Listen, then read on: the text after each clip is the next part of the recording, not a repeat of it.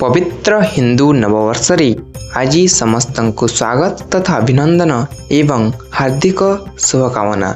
हिंदू नववर्ष कहीं पालन करा जाए आज आमे एही वीडियो माध्यम रे ताहा जानिबा।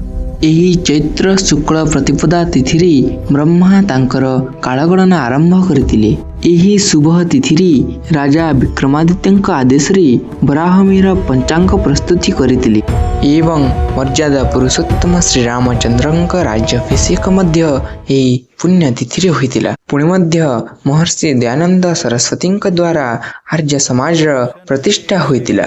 द्वापर युगरे चैत्र मास शुक्ल पक्ष प्रतिपद तिथि महाराज युधिष्ठिरଙ୍କ सिंहासन आरोहण होइतिला। छत्रपति शिवाजी महाराजଙ୍କ सिंहासन आरोहण मध्य एही तिथि रे होइतिला।